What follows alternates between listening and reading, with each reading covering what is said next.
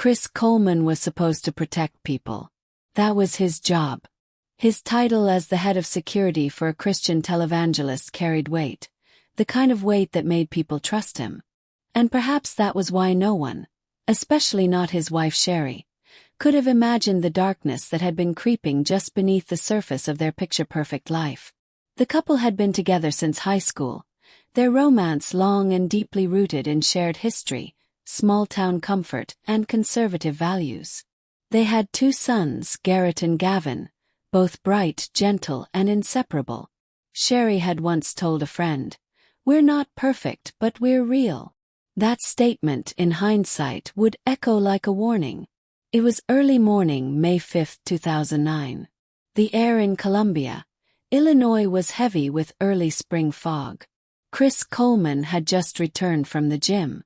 But instead of walking through the front door to greet his wife and sons, he called his police officer friend, Detective Justin Barlow, and asked him to check the house.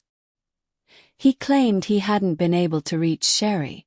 There had been threats recently.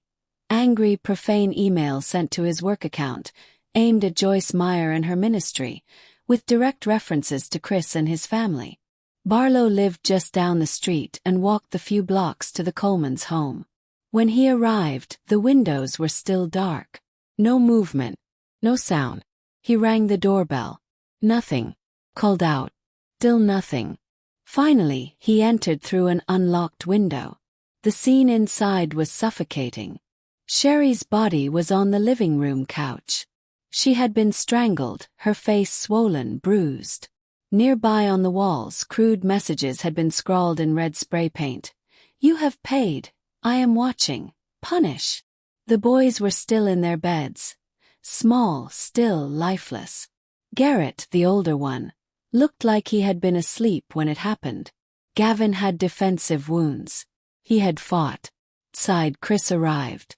When officers told him his wife and sons were dead, he collapsed onto the pavement in what appeared to be anguish. But there was something off. His grief felt more like performance. His sobs came in bursts, then disappeared when he thought no one was watching. Police immediately cordoned off the area. This wasn't just a murder scene, it was a calculated massacre. And the killer had wanted to send a message. Or at least make it look like that. But the deeper detectives dug into the family's private life, the more the image of the devoted Christian family man began to unravel. Sherry had recently confided in friends that her marriage was under strain. Chris was cold, distant. He traveled often for work, but even when he was home, he seemed somewhere else. "He's not the man I married," she told her pastor. She suspected he was cheating but couldn't prove it. He brushed her off when she confronted him. In the weeks before her death, she had begun asking tough questions. Chris, she knew, had been talking to someone new. He was changing his passwords. He was secretive with his phone. But no one, not even Sherry, could have imagined the truth. As detectives combed through Chris's emails and phone records, the cracks widened. They found thousands of text messages and emails exchanged with a Florida woman named Tara Lintz, a friend from his past. Blonde, fit, charming. She was everything Sherry wasn't, at least through Chris's eyes. Tara told investigators that Chris had promised her a new life. He said he was going to divorce Sherry, that they would be married soon, that his kids were a problem in the relationship. The story she told detectives didn't sound like a man struggling with guilt. It sounded like someone who had already made a decision.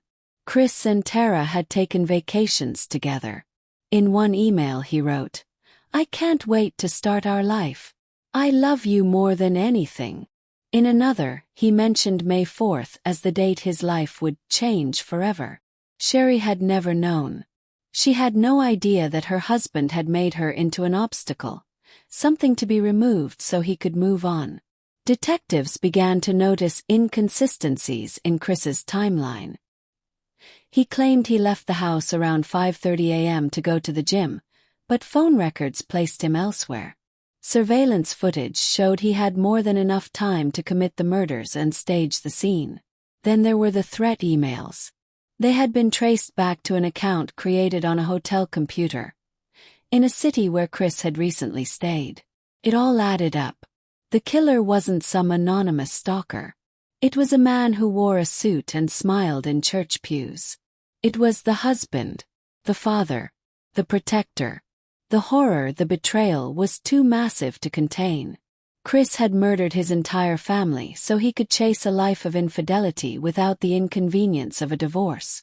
He didn't want to lose face in the church. He didn't want to risk custody battles. He didn't want to share finances. And so he chose the unthinkable.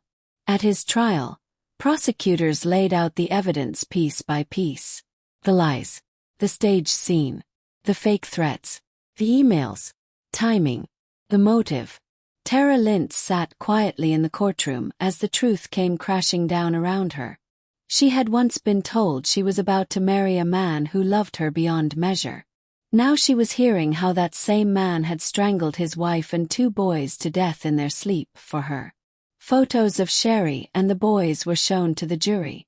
Their smiling faces contrasted violently with the autopsy reports. Family members wept. Even hardened journalists cried. When the verdict came, it was unanimous. Guilty on all 3 counts of first-degree murder. The judge did not hesitate. Chris Coleman was sentenced to life in prison without the possibility of parole. He would never again walk free. But justice, for many, felt incomplete. Because no sentence could undo what had been done. No courtroom closure could erase the memory of 2 boys with stuffed animals still in their beds. Of a mother, betrayed and abandoned in her final moments by the man who had vowed to love her. Today the Coleman home is gone, bulldozed by the city. An empty lot stands in its place. A small memorial sometimes appears there, built of weather-worn flowers and framed photos. People pass by and pause, still trying to make sense of it. How someone could look into the eyes of their own children and see not love, but inconvenience. How someone could trade flesh and blood for fantasy. Sherry, Garrett, and Gavin Coleman are remembered not for how they died, but for how they lived. Sherry was the type of mother who made cupcakes on birthdays and left encouraging notes in her kids' backpacks. Garrett had dreams of being a firefighter. Gavin, a quiet boy, loved to draw and collected baseball cards. Their lives were stolen by a man who once promised to protect them. But in the aftermath, their story became a rallying cry, a reminder that beneath even the most polished surface, there can be rot. That secrets kept in the dark always find their way to the light.